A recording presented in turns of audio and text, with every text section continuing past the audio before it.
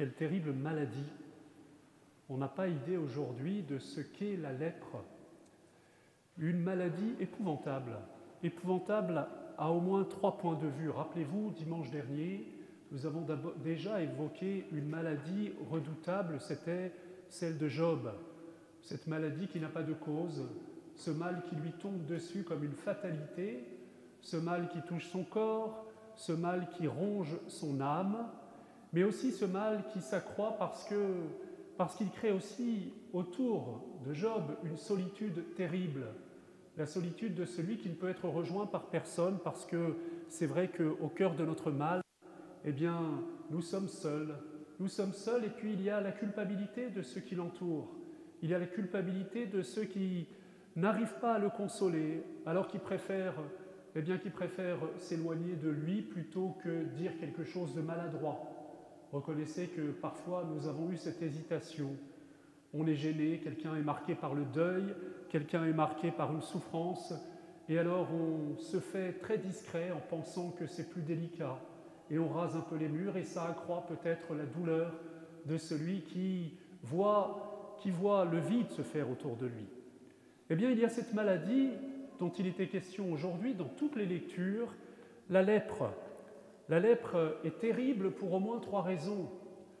D'abord parce que la lèpre, c'est déjà la mort à l'œuvre dans mon corps. Quel paradoxe! Je suis vivant, je suis debout, je suis bien vivant intellectuellement, psychiquement, mon âme est vivante, mais mon corps vit déjà la corruption. C'est-à-dire qu'il vit ce que normalement il devrait vivre après la séparation de l'âme et du corps, c'est-à-dire après le passage de la mort. Je me regarde dans la glace chaque matin et je vois la mort à l'œuvre sur mon corps. Quelle terrible épreuve! Terrible épreuve redoublée par le fait que cette maladie est horriblement contagieuse. Une maladie contagieuse qui fait que je me sens dangereux pour ceux qui m'entourent. Alors je préfère éviter de les approcher. Je suis une menace. Je n'ai rien fait, mais je suis une menace. Peut-être avez-vous déjà ressenti cela d'une manière ou d'une autre. J'ai peur qu'on m'approche parce que j'ai l'impression que je dégage quelque chose qui n'est pas bon. Troisième raison pour laquelle cette maladie est terrible, c'est que du fait de sa contagion, elle oblige à la quarantaine et à l'isolement le plus total. Et donc je suis irrémédiablement seul, sans aucun espoir un jour qu'on s'approche de moi. Vous avez compris que ces 3 dimensions de cette maladie, qui est la lèpre, expliquent peut-être pourquoi Jésus a particulièrement de tendresse, pourquoi cette maladie apparaît souvent dans l'Évangile, pourquoi Jésus veut justement rejoindre celui qui ne peut plus être rejoint. Vous l'avez compris aisément, parce que cette lèpre qui atteint le corps, eh bien, symbolise une autre lèpre beaucoup plus dangereuse encore, beaucoup plus isolante, beaucoup plus contagieuse et beaucoup plus mortelle, qui est la lèpre qui n'atteint plus le corps, ce coup-ci, mais la lèpre de notre âme, à savoir le péché. Le péché ressemble beaucoup à la lèpre. Il n'atteint pas le corps. Je peux être très en forme physiquement. Je peux avoir une vie apparemment resplendissante, et pourtant mon âme est en moi déjà marquée par la corruption.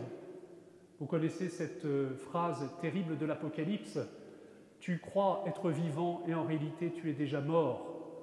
Jésus parfois a des paroles très dures avec les pharisiens quand il leur dit « Sépulcre blanchi », c'est-à-dire vous croyez, aux yeux de tous vous êtes des justes et pourtant intérieurement, eh bien vous êtes déjà marqués par la solitude et par la rupture de la mort. Chers amis, la lèpre du péché, eh bien, elle nous détruit de l'intérieur. Et attention, je ne parle pas simplement du péché que nous avons commis. Nous l'oublions souvent, mais aussi le péché que nous avons subi. Vous avez subi, frères et sœurs, des injustices. Vous avez subi des choses terribles parfois, c'est possible. Et vous subissez ce mal. Jésus n'est pas venu nous guérir seulement du mal que nous avons commis, mais aussi du mal dont nous sommes les victimes. Nous avons été peut-être abusés, nous n'avons peut-être pas été respectés, et ça nous donne comme le sentiment d'être un peu lépreux, parce qu'il y a une étrangeté en nous qui fait que nous nous sentons dangereux. d'une certaine manière. Et vous l'avez compris, ce deuxième aspect, c'est la contagion. Il n'y a rien de plus contagieux que le péché, rien de plus contagieux que ce qui nous contamine de l'intérieur avec la peur, et puis la peur de nous-mêmes, la peur des autres, enfin tout ce qui entoure ce mal. Et enfin, vous l'avez compris, le péché, c'est ce qui nous isole plus efficacement que toute autre maladie, parce que le péché, c'est une rupture de la communion avec Dieu. Et du même fait, une rupture de la communion avec mes frères. Alors le péché, je peux être complice dans le péché, je peux avoir le sentiment que je me rapproche de quelqu'un en péchant avec lui. En réalité, il n'y a aucune communion, c'est deux êtres solitaires, deux êtres seuls qui sont comme alliés pour un temps par un intérêt. Vous avez tous vu des films de gangsters ou de mafia.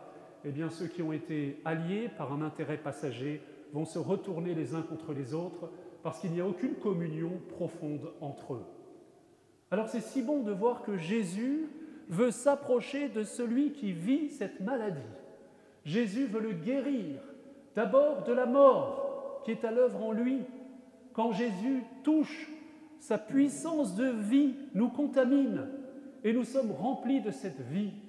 Quand Jésus nous touche dans le sacrement du pardon, ou alors je parlais de péchés dont nous ne sommes pas coupables mais que nous avons subis, alors dans ces cas-là, nous n'avons pas besoin du pardon de Dieu, nous avons besoin de sa guérison, nous avons besoin de laisser Jésus s'approcher de nous et de chasser cette puissance de mort qui est à l'œuvre en nous par le simple contact de celui qui est la vie. Il n'y a rien de mortel en lui. Jésus est le chemin, la vérité et la vie. Le seul contact avec lui, nous remplit de cette puissance de la vie qui est l'Esprit Saint. Jésus nous a touchés tous au jour de notre baptême. Il nous touche à chaque fois que nous nous approchons du sacrement du pardon. Il nous touche à chaque fois que nous demandons la guérison. Et peut-être que nous en avons besoin par le truchement d'un prêtre ou de frères qui peuvent prier avec nous, qui peuvent prier pour nous, qui peuvent nous aider à ne pas avoir peur que Jésus s'approche et vienne toucher cette zone de notre être qui est particulièrement affectée et douloureuse. Jésus nous communique sa vie, premièrement.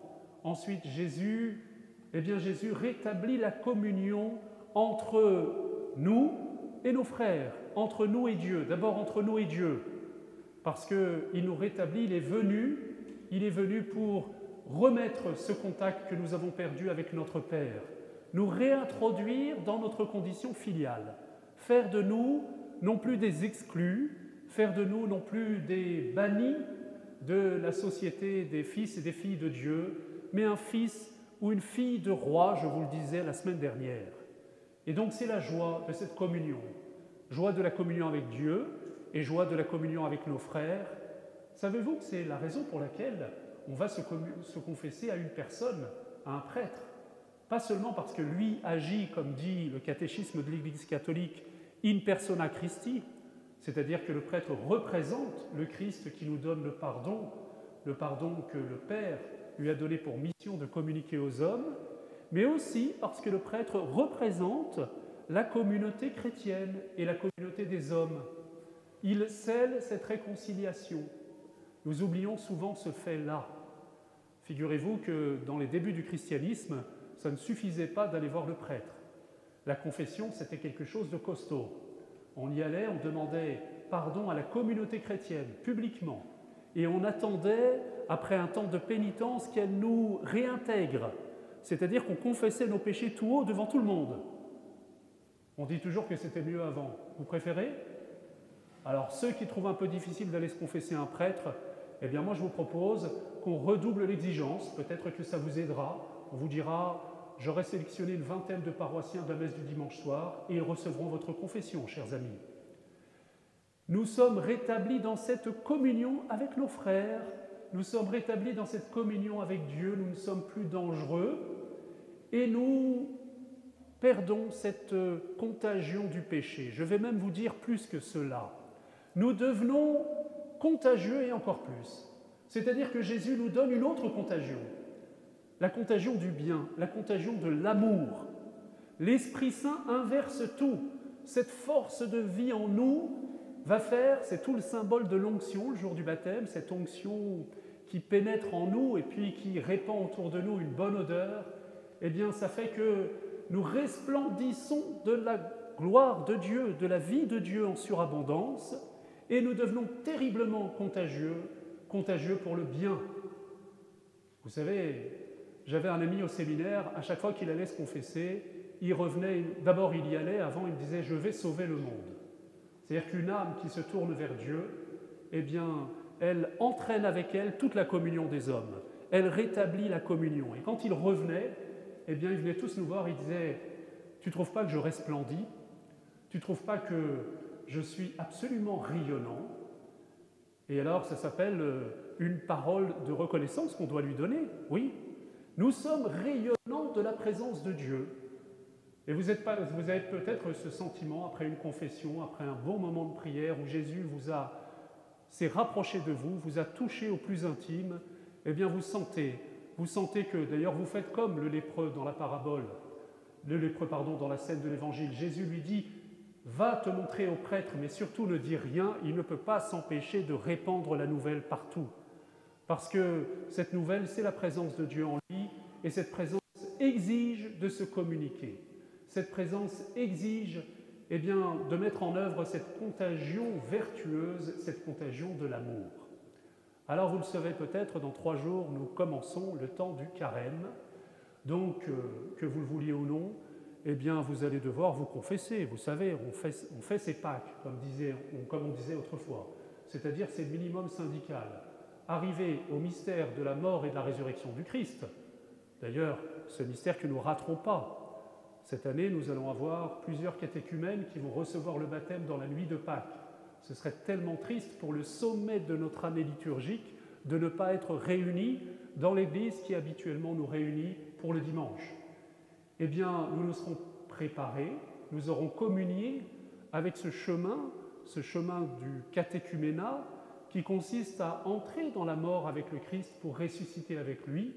Eh bien, il serait bon que tous nous ayons vécu cela dans notre cœur, dans notre chair.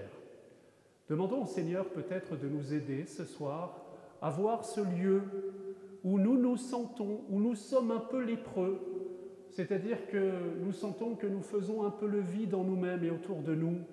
Il y a comme une grande solitude, une grande peur de faire du mal aux autres. Eh bien, ça s'appelle le péché. Le péché, encore une fois, subi ou le péché commis. Il est urgent de laisser Jésus nous approcher, nous guérir, nous rassurer, nous conforter, nous pardonner. Vraiment que l'action bienfaitrice, l'onction de l'Esprit Saint descende en nous, mais pour cela, il faut le toucher de Jésus. Il faut qu'il s'approche. Amen.